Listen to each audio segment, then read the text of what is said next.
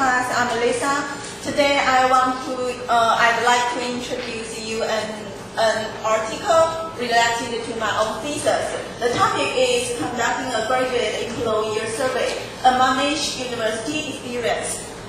And here's the citation of this paper. It was published in 2009, just last year. And I divided my content into 4 parts. First, the introduction, and the second part is the most important part, the methodology part, and the following is discussion and conclusion. And the final part is my own recollection. So now let's start from the introduction.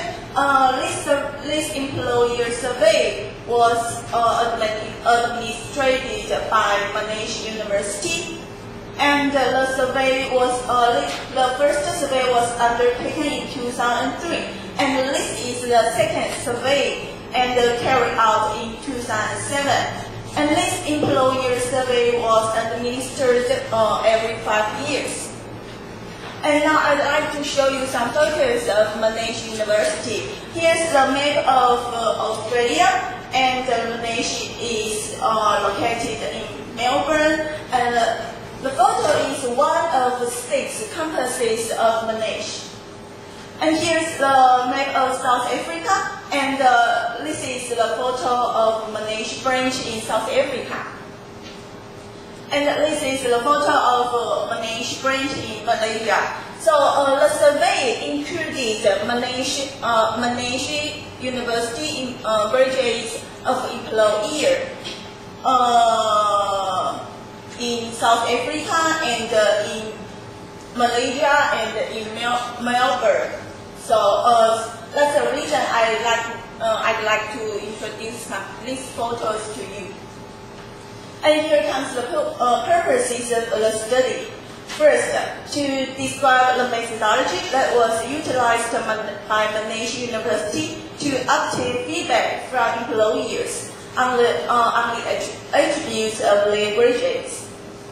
And the second is to discuss the challenges and the issues surrounding the administration of such a comprehensive and resource-intensive survey. And here comes the methodology part. First, 5 teacher staff were employed by Managed University.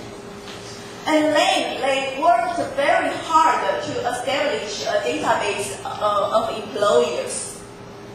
And then they contacted 2,753 companies through email, mail out, and telephone. And each employer was contacted 3 times. So totally 8,500 contacts with the employers by the 5 states. And the employers can answer the questionnaire through online survey or the paper-based survey. And the duration was from May to August 2007 for 4 months. However, the responses was just 464 responses. What's the rate?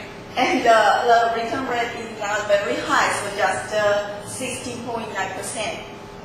And talk about my own thesis.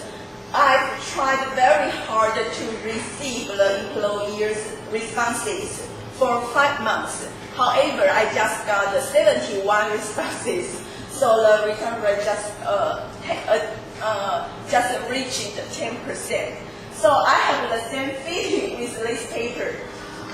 So later I will show you some challenges which are very difficult to conduct this kind of survey.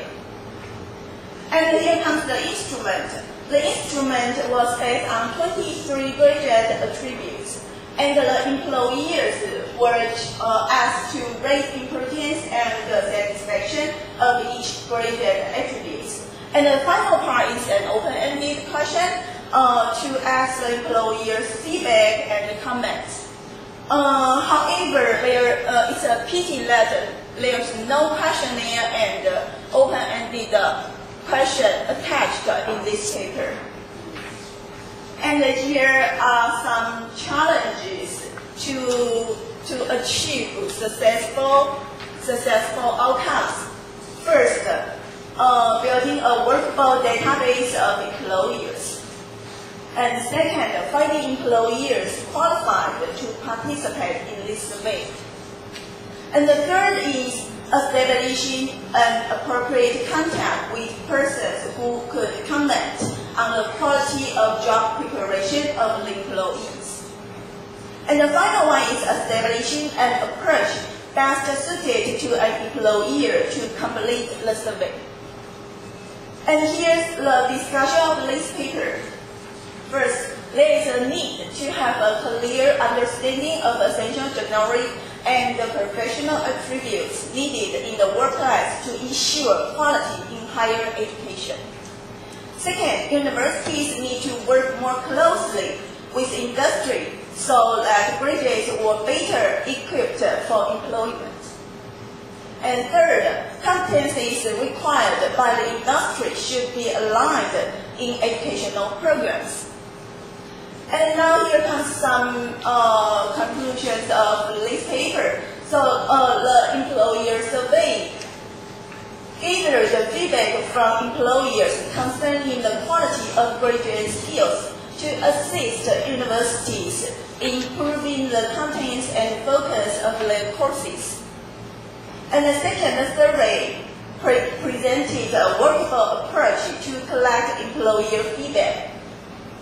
And the third one is the survey identified the issues and the challenges involved in undertaking a survey of guidelines in Australian higher education. Here comes my own reflection. First, in my opinion, I think this paper explains clear procedure of recruiting participants, conducting the